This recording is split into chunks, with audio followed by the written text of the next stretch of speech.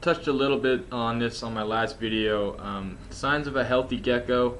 The ones I mentioned earlier, obviously, look at their eyes. They got clear eyes. They got really fuzzy, kind of look like a blind dog eyes. That's not a good sign. You want clear eyes. You want them to be, responsive somewhat to whatever movement that you have. There she goes. Now she sees it. They should be able to tell when you got a finger in their face or something like that. Eyes are very important. The nostril as well. You don't want any mucus, any kind of dried substance coming out or anything like that. Make sure those are nice and clean and nice and open.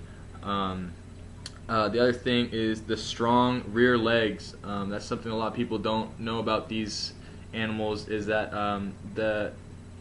a good sign of a healthy gecko is how strong those back legs are, and a good test of that is to kind of do this right here. If you give me a second, is to try and get these back legs to a point where you can kind of go like this and see how well they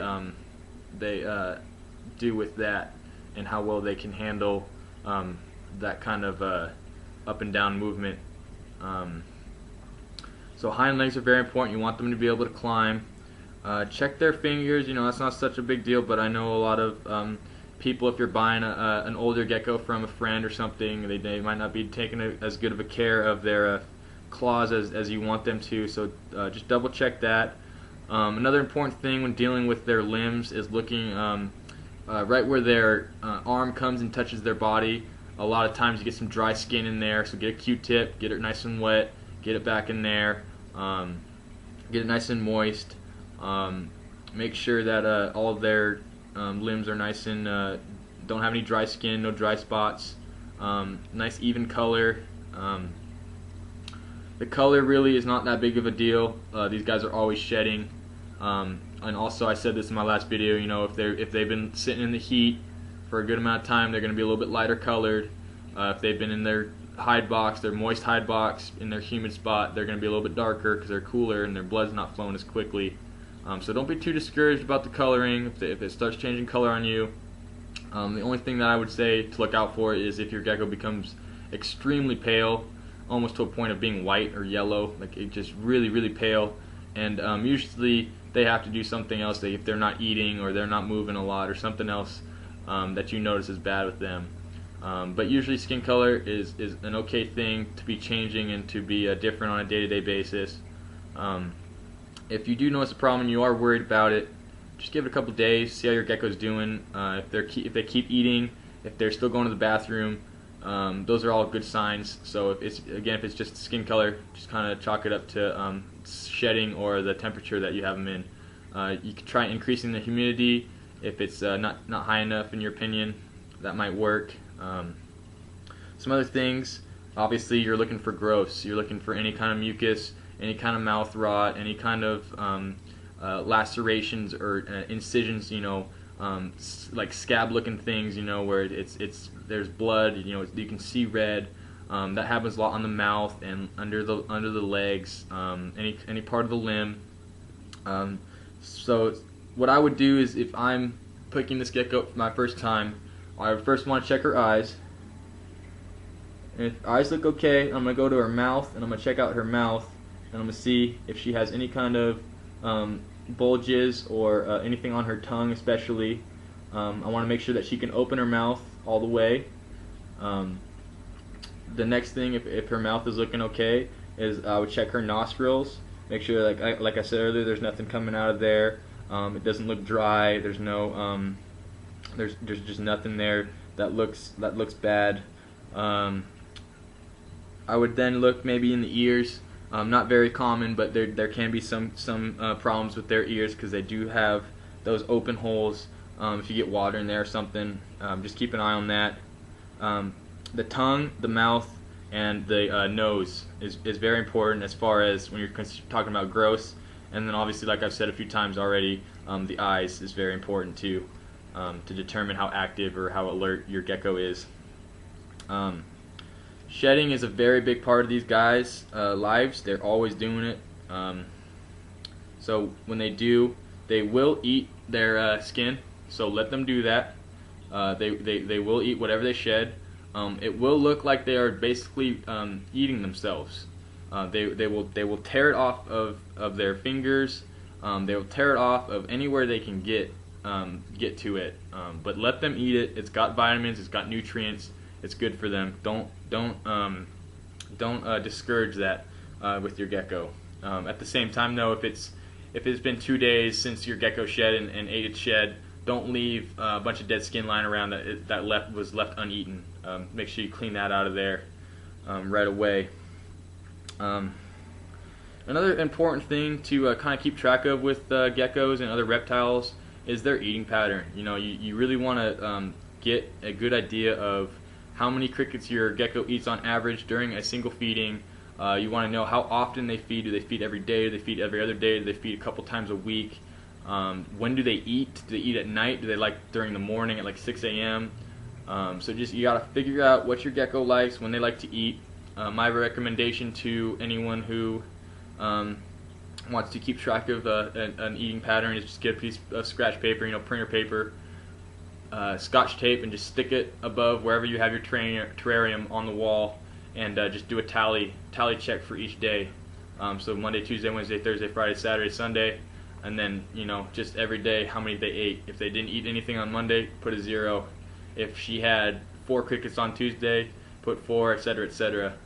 That's just a good thing because you can look back 2 weeks later and you can tell how many she ate, and you can see if she's eating more, if she's eating less, and just kind of gives you a better idea of what your gecko's doing and how they're doing as far as health wise is concerned. You always want to be looking at these guys. You never know what could go wrong with them. They don't need a lot of attention. Obviously, they're not like a dog. They're not like a cat. They don't need to be handled. They're more than happy to just sit in their terrarium all day for the rest of their lives and just hang out under that basking light. But they can be handled. African fat-tailed geckos are a little bit more open to being handled than leopard geckos. They also tend to be a little bit heavier, and they also tend to move a little slower. Again, she is a female, and they do like to climb a little bit. They are not the best climbers. That's something that does tell you whether you got a healthy gecko, though, is if it kind of goes back to those rear legs. How well can they climb? She's falling. There we go. All right. So yeah, strong rear legs. Also, the final thing I would say to make sure you got a healthy gecko is to obviously check whatever their stool is, whatever their waist. You can just eyeball it. You don't have to like look through it or anything. It should be a good size. There should be some small amount of white at the tip or at the end, and then it should not be runny. It should not be really wet. It should be a solid, but not really dry. You don't want something that's really dry. It should look like you can recognize the difference between a good good movement and a bad movement once you've seen a good one. So just make sure you got a healthy gecko and you know what to look for. That's something that you can definitely go look online, Google it, go check out what a healthy movement of a gecko looks like, and compare it to yours at home. And make sure you're keeping on top of that. That's the best way to detect parasites. A lot of times parasites be living in your gecko, and there's really no way to tell, and there's no side effects. So just make sure that you do take it to a vet at least twice a year. I would recommend. Even if you've had your gecko for a few years, it's still good to bring them in once in a while. It's only $20. Just take care of that, and it's a sure bet to knowing that you have a healthy gecko. I guess also just make sure they're active and alert. Make sure they're moving around at night. You don't want your gecko just sitting in the same spot all day for 24 hours. That's not a good sign.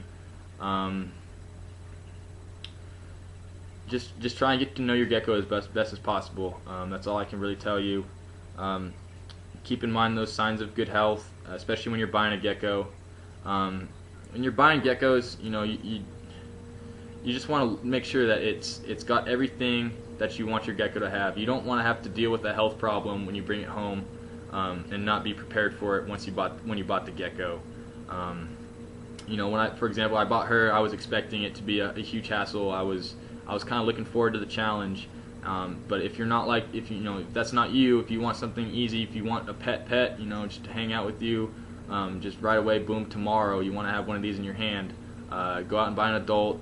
Buy it from a breeder. I would recommend getting it from a breeder. And just make sure that they got all those healthy things going for them. Tail, eyes, mouth, limbs, making sure all their legs and arms are nice and strong and there's no dry spots. Check the ears, the mouth. Skin color is kind of important. Already mentioned that. But just make sure that you do a good job of monitoring these guys and watching where they're going.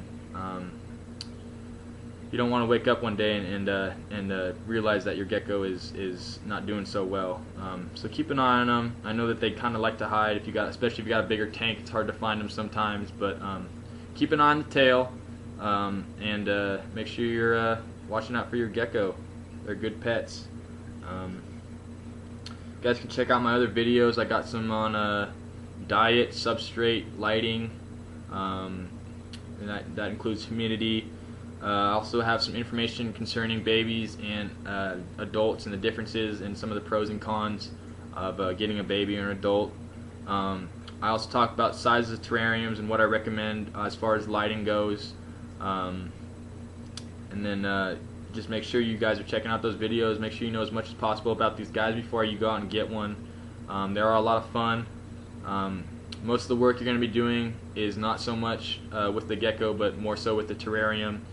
Changing the light bulbs, making sure that the substrate's nice and clean and level and organized, making sure you don't got too much humidity or it's not too hot or whatever.